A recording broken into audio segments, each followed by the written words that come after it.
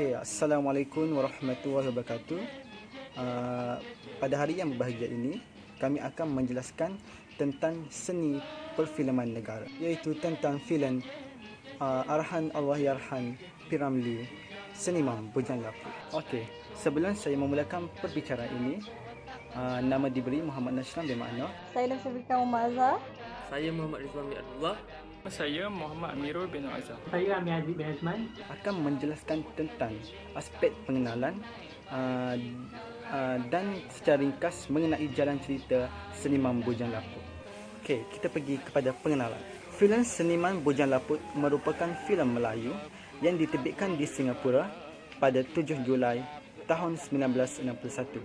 Filem Seniman Bujang Laput diterbitkan dalam bentuk hitam putih tanpa warna oleh Shaw Brothers Limited dan dibuat oleh Malay Film Production.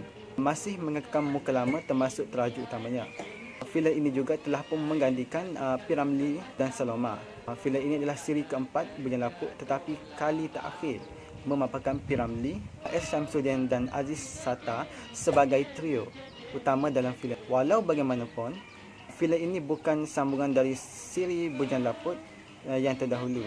Antara barisan pelakon dalam filem tersebut termasuklah Salmah Ismail, P. Ramlee, Zaitun Abdullah, S. Shamsuddin, Aziz Sata, Ahmad Nifsu dan ramai lagi barisan pelakon yang mewarnai filem Seniman Bujang Laput ini.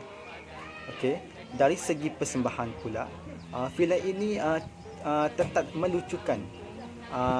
Peranan pelakon-pelakonnya juga tidak mengecewakan. Ramlee dan Aziz Shamsuddin ketika berada di tempat syuting, ketika Ahmad Nifsu mengarah dengan bintang undangannya, Hashimah Yon dan S. Khadarisman dibuat dengan begitu lucu sekali. Peristiwa di rumah sewa di mana Muhammad Rafi beliau terkejut apabila motosikkalnya terbang ke atas bumbung. Dan ketika SM Busra diikat oleh Ramlee, Aziz dan Sudin kerana memekakkan telinga dengan tiupan trumpetnya juga sangat melucukan. Okey, pendek kata, setiap adegan yang dikemukakan oleh P. Ramlee pasti membuat kita sebagai penonton terketawa kerana kelucuannya. Okey, pada keseluruhannya, filem ini juga merupakan sebuah filem komedi yang baik. Di samping ia juga mengandungi lagu-lagu yang menghiburkan, terutamanya lagu Gelora. Okey, seterusnya, apa itu sinopsis dalam filem Seniman Bujang Laput? Filem Seniman Bujang Laput ini merupakan sebuah filem Melayu diterbitkan di Singapura pada tahun 6 Julai 1961. Secara ringkasnya, dalam filem Seniman Bujang Laput ini mengisahkan tentang kehidupan tiga orang bujang, Aziz dan Sudin, yang mendiami kawasan perumahan yang sesak. Kehidupan mereka juga yang menganggurkan ini telah membuka idea baru untuk memulakan pekerjaan mereka sebagai seniman. Selain itu juga, pengurus studio telah berjanji untuk memberikan peluang kepada mereka berlakon sekiranya mereka boleh membuktikan bakat lakonan mereka dalam screen test. Hasil daripada screen test mereka tersebut disebabkan awak yang ditunjukkan oleh mereka membuahkan hasil bila mereka diterima sebagai seorang pelakon filem. Seterusnya, sebagai pengajaran dalam filem ini, Seniman Bujang Laput 1991 terhasil selepas beberapa tahun Tanah Melayu mencapai kemerdekaan 1997. Terdapat dua perkara yang cuba ditonjolkan dalam babak pembukaan filem ini. Pertama, sulon untuk filem ialah patung Steamboat Ratcliffe yang boleh ditaksirkan sebagai mewakili penjajahan kuasa asing, dan seterusnya beberapa shoot poster-poster gergasi di pawagan-pawagan utama di Singapura yang memaparkan filem-filem asing ini. Selain itu juga, hal ini menunjukkan bahawa walaupun negara kita sudah merdeka, tetapi pemikiran asing dia telah wujud mempengaruhi masyarakat. Terima kasih Nashran. Hai, saya Syafika. Sekarang saya akan menerangkan mengenai kami punya objektif kajian. Objektif kajian terbahagi kepada dua, iaitu nilai estetika dan ideologi rasionalisme dan nilai diversiti dan kesatuan etnik melalui penghayatan filem. Okey, first, nilai estetika. Nilai estetika merupakan nilai yang bermain dengan emosi penonton, di mana penonton yang melihat babak ataupun muzik atau kejadian ataupun lebih kurang sinematografi filem tersebut dapat merasai bagaimana pelakon di dalam filem itu rasa. Seperti contoh, saya bagi contoh, jika keadaan itu sedih, penonton juga akan merasa sedih. Jika keadaan itu gembira, happy, mereka juga akan merasa gembira. Jadi, seorang pengarah atau penulis skrip yang baik akan berjaya menarik minat atau menarik nilai estetika penonton dalam filem mereka. Seperti P. Ramlee, di mana dia memasukkan nilai estetika yang ceria. Apabila kita menonton filem sinema berjangka ini, kita dapat merasa keceriaan yang dia bagi, yang disebarkan melalui filem ini. Dan ideologi rasionalisme. Ya, ideologi rasionalisme ini terbahagi kepada dua juga, antara baik dan juga buruk. Jadi, dalam filem sinema bujang lapuk ini, terdapat nilai rasionalisme yang baik, di mana mereka berfikir menggunakan akal sebelum bertindak. Macam maksud saya, mereka berfikir menggunakan akal, di mana diorang tahu apa tindakan diorang nak buat jika berlaku sesuatu perkara. Nilai rasionalisme yang tidak baik, di mana diorang mempertikaikan agama. Tapi Alhamdulillah, filem-filem ini tiada unsur rasionalisme yang kurang baik. Jadi, nilai diversity dan kesatuan etnik melalui penyertaan budaya merupakan nilai di mana kita dapat lihat dalam sesuatu filem, seluruh budaya, seluruh kaum, seluruh etnik yang berada di satu negara itu dapat bergabung dengan baik. Dan P. Ramlee berjaya menunjukkan nilai-nilai ataupun sikap-sikap itu di dalam dia punya filem ini. Dan dia filem inilah, kalau kita dapat tengok cerita ni, kita akan tahu macam mana P. Ramlee menyatukan kaum Melayu, kaum Cina dan kaum India dalam satu filem, dan menunjukkan betapa pentingnya setiap kaum kerana mereka masing-masing memainkan peranan. Dan jika perkara ini diamalkan daripada kecil, insya-Allah Malaysia merupakan negara yang paling harmoni dan tidak dapat dipecah belahkan. Dan tiadanya wujud resis, tak ada perusuhan antara kaum. Dan inilah nilai-nilai yang P. Ramlee cuba sampaikan, di mana P. Ramlee cuba memberitahu setiap kaum, setiap adat, setiap budaya harus dihormati dan mempunyai pentingnya sendiri. Di mana apabila kita bersatu ataupun kita menghormati antara satu sama lain, dia timbul satu nilai, iaitu nilai kasih sayang antara sesama sendiri. Dalam cerita P. Ramlee ini, Sinema Bujang Lapuk ini, kita dapat lihat pelbagai pengajaran yang diselitkan untuk kita. Walaupun cerita tersebut cerita pada zaman dahulu, tapi nilai-nilai yang disampaikan dalam filem ini boleh diguna pakai pada zaman sekarang, di mana dia sangat menyentuh perasaan. Sebagai contoh, menghormati kaum lain, menjaga bahasa ataupun perkataan kita, dan juga nilai bagaimana seorang pengarah, penulis skrip, seorang pelakon membawa cerita tersebut. Sekarang ni tak ramai pelakon yang boleh dikatakan menghayati, yang membawa satu watak sehingga penonton merasa ini emosi melalui babak tersebut.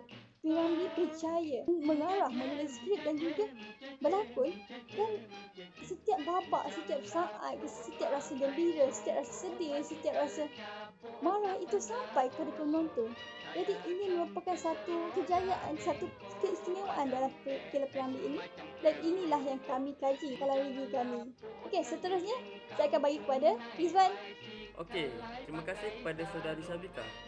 Baik, untuk kajian terdahulu, menurut Anu Arai, seorang pengarah dapat menyentuh perasaan dan kefahaman penonton bermula daripada apa yang dilihat dan diatur melalui tulisan, menulis dan mengarah, dan ia merupakan satu proses transposition daripada cerita dan kisah diri sendiri oleh pengarah itu. Pengarah antara orang yang bertanggungjawab dalam menghidupkan sesebuah cerita dan memanipulasikan skrip untuk masukkan sebuah cerita yang baik dan dapat dihayati oleh semua orang. Filem Sinema Bujang Lapuk juga merupakan satu filem P. Ramlee pada tahun 1991. P. Ramlee adalah seorang seniman yang sangat berbakat, dan seperti yang kita tahu, beliau seorang legenda di Malaysia, terutamanya dalam bidang seni hiburan. Beliau juga memainkan peranan penting sebagai penghibur utama bersandarkan bakat, imajinasi tinggi dan ketekunannya dalam membuat filem. Untuk kajian rasionalisme, menurut Dr. Imam Abdul Fattah Imam, beliau telah menyatakan dalam buku Afkar, Jurnal Akidah dan Pemikiran Islam, bahawa konsep rasionalisme ini ialah berdasarkan sebab musabab. Hal ini dapat dilihat daripada bagaimana kita boleh mengetahui setiap peristiwa yang berlaku dan setiap yang berlaku itu ada sebab dan ianya akan dapat ditafsir melalui pengalaman atau akal fikiran. Rasionalisme ini juga merupakan pengetahuan terhadap prinsip umum atau sebagai pengetahuan eksperimental. Contoh yang paling jelas di kalangan rasionalisme ialah mereka yang berbangga dan memuliakan akal fikiran mereka. Selain itu, mereka juga berusaha untuk sampai dalam lapangan pengetahuan kepada sesuatu yang lebih meyakinkan. Baik, untuk metodologi kajian ini merupakan satu kajian terhadap filem yang telah kami pilih berdasarkan ideologi rasionalisme. Kumpulan kami juga telah menggunakan sumber rujukan daripada beberapa buah buku, jurnal, artikel, video dan sumber internet untuk mencari maklumat mengenai tugasan yang diberikan kepada kami. Kami juga mengkaji secara lebih lanjut mengenai nilai-nilai rasionalisme, perpaduan dan kesatuan yang terdapat dalam filem ini dengan menonton semula filem ini. Seterusnya, saya akan berikan kepada Amirul. Okey, saya akan sambung di bahagian plot cerita. Pada permulaan filem Seniman Berjelapuk ini, kisahnya bermula apabila Ramli, Sudin dan Aziz ini sedang minum di sesuatu gerai. Ketika mereka ni sedang minum di sesuatu gerai ni, tiba-tiba datang satu lori yang sedang mempromosikan filemnya berhenti berhampiran gerai mereka. Lori itu berhenti disebabkan oleh tayarnya pancit dan meletup. Lalu dengan kesempatan yang ada, Sudin telah bertanya kepada mereka yang bertugas di manakah tempat untuk mereka mohon pekerjaan dan menjadi seorang pelakon. Sebab waktu ketika itu mereka tiada sebarang pekerjaan, Sudin diberitahu untuk pergi ke Jalan Ampas.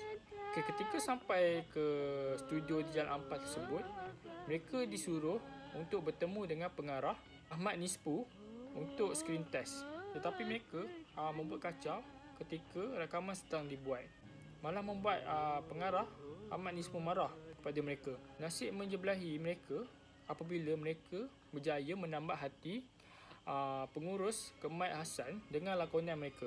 Manager Kemai Hassan memberitahu mereka diterima untuk menjadi pelakon dan digelar Seniman Berjelapuk. Okey, kita sampai di bahagian konflik.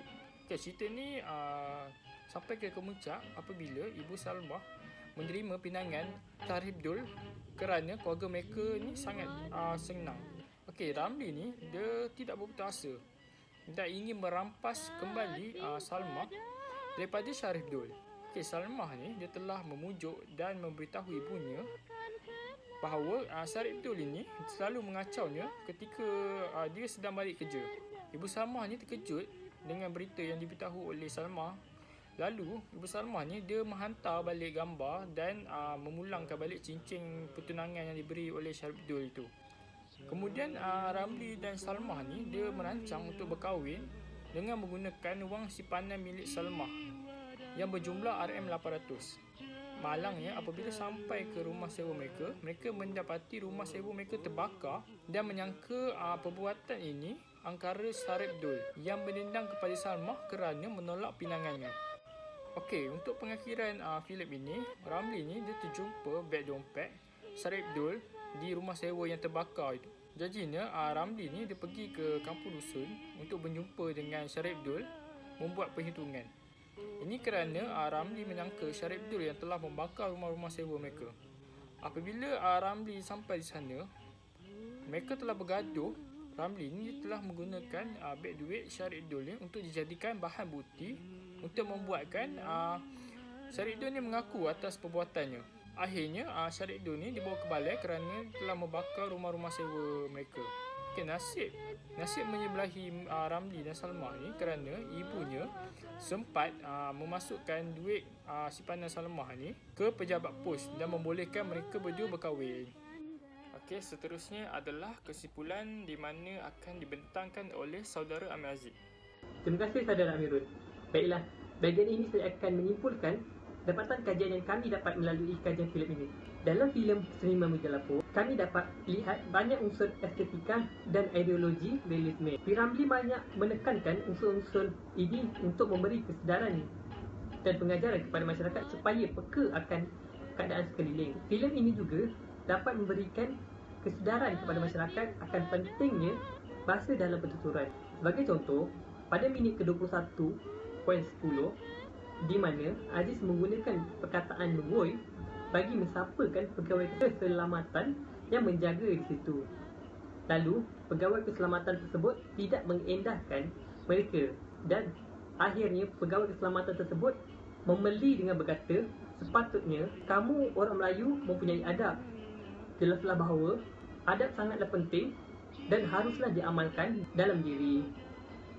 Selain itu, karya yang dihasilkan oleh P.Ramlee juga dapat melihat nilai diversiti dan kesatuan etnik melalui penyatuan budaya yang diterapkan dalam karya beliau.